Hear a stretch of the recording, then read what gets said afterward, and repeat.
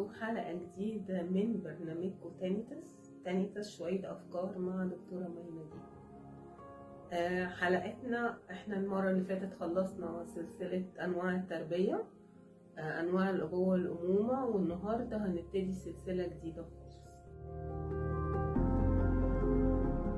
بيقولوا إن العلاقات أخذ وعطاء، العلاقات أخذ وعطاء، لكن هل هي بس أخذ وعطاء؟ العلاقات مش بس أخذ وعطاء، العلاقات أخذ وعطاء وعمق.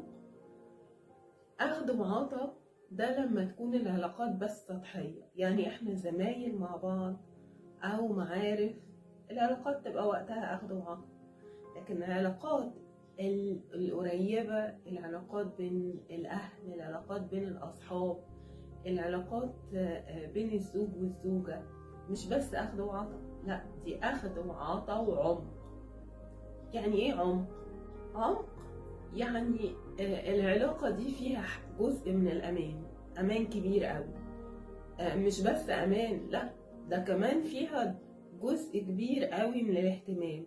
يعني أنا إزاي أعرف أهتم بكل الناس اللي أعرفهم، بالعلاقات القريبة مني، العلاقات القريبة، العلاقات اللي فيها محبة.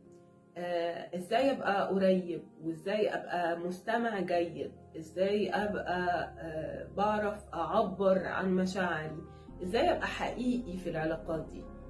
هي دي العمق.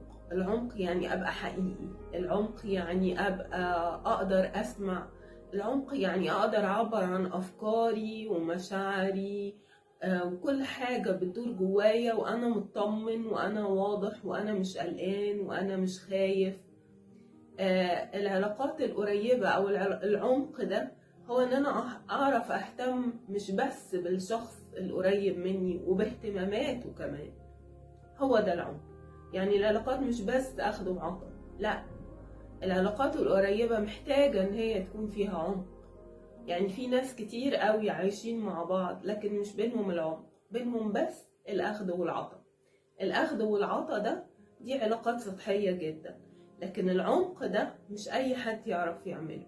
عشان تعمله وتبقى عميق مع أقرب الناس ليك، وتعرف تبقى بتحب تعبر عن حبك ومشاعرك، وبمعنى أصح نبقى في ترابط بينا، هنقدم السلسلة دي باسم attachment.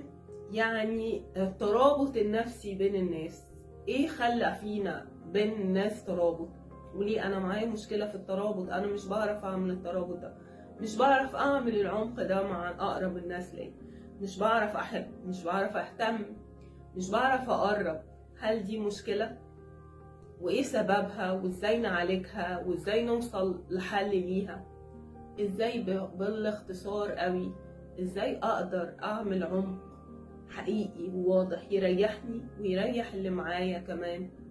هو ده اللي هنعرفه في السلسلة الجديدة اللي هنسميها بعنوان attachment. يعني ايه الترابط النفسي يبقى عميق.